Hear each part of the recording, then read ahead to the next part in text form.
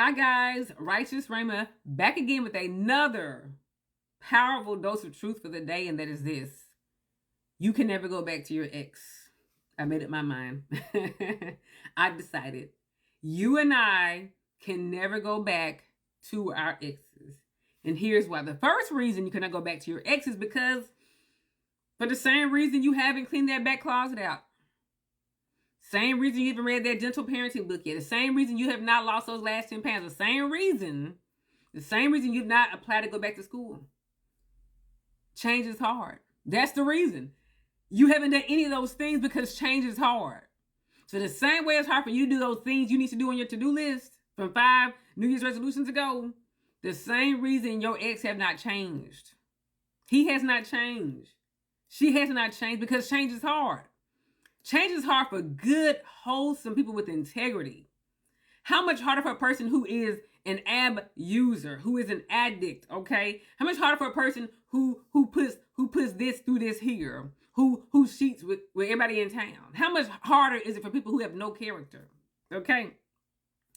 They haven't changed, okay? Second reason you cannot go back to your ex is because you'll never trust them again. You'll never trust them again. It's like a dog biting you. You can raise a dog for 5 years since it was a puppy, and out of nowhere, that dog just latches on your arm and draws blood. Never trust that dog again. Never. Because you're no longer just the owner. You're a piece of meat. They know that I've tasted blood. Okay, I can eat her if I need to. Never trust a dog. I don't trust a dog no how, but especially trust a dog. I don't trust a dog that's bit me before, okay? It'll make you paranoid when the dog starts, you do like, is he going to bite me again? The dog staring at you, and you in bed asleep, the dog staring at you. You'll be looking like, is he going to bite me again? The dog charges you real fast. He going to bite me again? You never trust a dog around your little 1-year-old nephew, your 2-year-old niece. Never trust it again. I don't want to walk around in a relationship when I'm walking on eggshells like, is he going to do it again? Is he going to get me again? Never trust you again. And you shouldn't.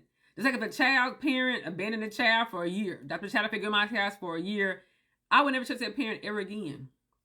Never trust that parent ever again. I don't care if it was one time. I won't trust that parent until I turn 18 years old and moved out. Then I can trust you again. Never trust a person again who bit you one time, okay? Even if they did change. Third reason is because, so first reason, they have not changed. Number 2 reason, you never trust them again. They make you paranoid. Number 3 reason is because you know what they're capable of. You know what they're capable of. If a man can stump his foot on your face and make vows to you before God and your family and friends and cheat on you with 5 women down the street, that's what he's capable of. One of my former pastors said, if you want to know what a person will do, look at what they have done. This is their capacity. This is what they're capable of doing. Their capacity is this big. Even if they change, their capacity is still the same. Your capacity does not change. Your desire may change, okay? Your motivation may change. Your drive may change, but your capacity is still the same. If a person has crazy, wild affairs, they can always do it again. They can always up it. They'll probably even do even more than they did before. Because people usually grow out their capacity. They get bored with the same capacity, so they do a little more. Oh, that was 3. Let's do 4 this time, okay? I'm telling y'all, you better listen.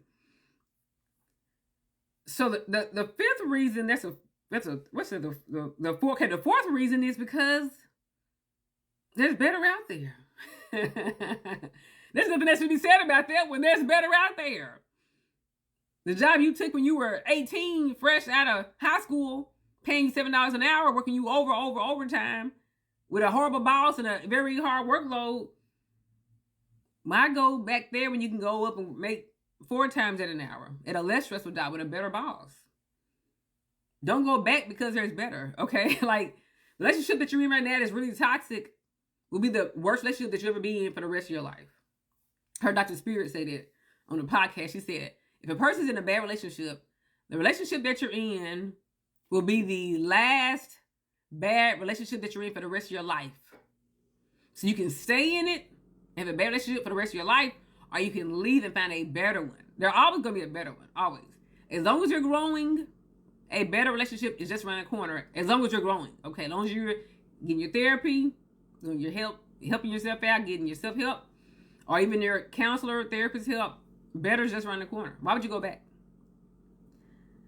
Another reason you can't go back to your ex, I think this is number 5, is because a mind stretched to new dimensions can never go back. It can never shrink again. Once your mind has been expanded, once you see what you see, experience what you experienced, heard what you heard, saw what you saw, felt what you felt, you can never go back. Your mind can never go back.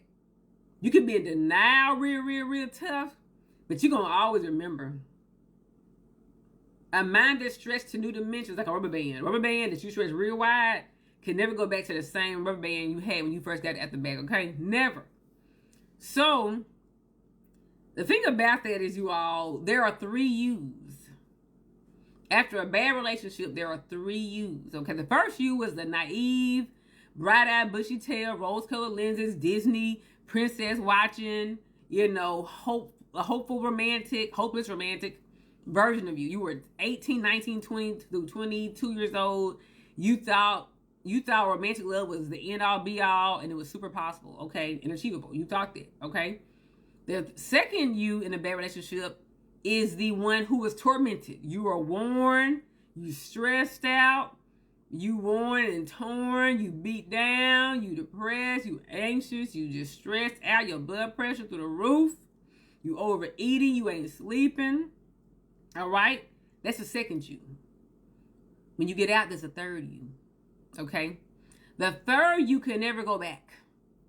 And you can never be the second or first you ever again. Okay? Once you get out of that relationship that was so bad, you're so different now.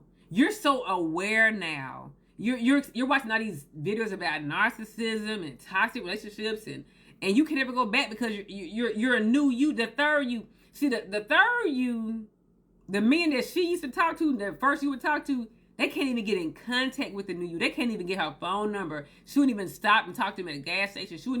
She would block them immediately after she gave him her fake phone number. After she gave him her phone number, she would block them immediately, or she gave him a fake phone number. They can't even reach the third you because you're too evolved. Evolution don't go backwards. You can't regress. You can only progress, okay? So you can't go back because you know too much now. You've seen too much now, okay? He's broken your heart. He's restored your self-esteem. You fought to get your self-esteem back. You fought to get your confidence back.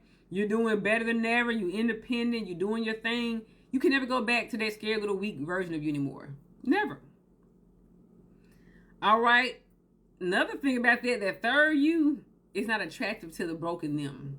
That third you that's super confident and ask questions, and you don't ask questions like, what's your favorite color? You ask, so what has therapy revealed to you about your issues from childhood, and have you worked through those? How does a childhood version of you show up in relationships now? That's the third you don't ask questions about favorite color and you like Chinese versus Italian. You may answer that wrong, but you really want to know. So tell me this. What would your exes say about you? Why would you say your last relationship ended? That's the third you. The first you would never ask that. First you would say, so who's your favorite celebrity? Who's your favorite comedian? Again, perfectly fine question to ask.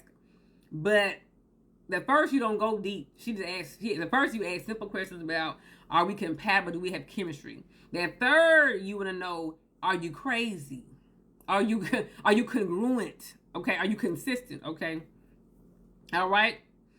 You can't go back. Another reason you cannot go back. Well, first of all, you're not attracted to them, and they're not gonna be attracted to you. So you won't be attracted to a guy who don't work a job, who cheats, who beats. It's not gonna be attractive to you. And the last reason you cannot go back is because if you go back, you're gonna be a maintenance momager. A mom mixed with a manager. You're gonna be a momager. You're gonna be constantly asking, "Was your alcoholic ex? Have you been going to your AA meetings? What? Is that not alcohol? That's not alcohol, is it? Who's that girl? Is that your friend or your coworker? Who is that? Why you put your phone down when I came in the room? Why you come home so late?" You're going to be so paranoid. You're going to be a momager. You're going to be his mom, constantly managing and monitoring. You apply for jobs yet? You back from that job you called yet? You're going to be so paranoid. You're going to become his mom. You're going to be a manager. You're going to be maintaining this guy. Instead of you enjoying having fun on dates and being a free-spirited, happy young lady, you're going to be, who was that girl he was talking to? He doing DRUGS again. Don't go back. You ain't never going back. Buy my book on Amazon, guys.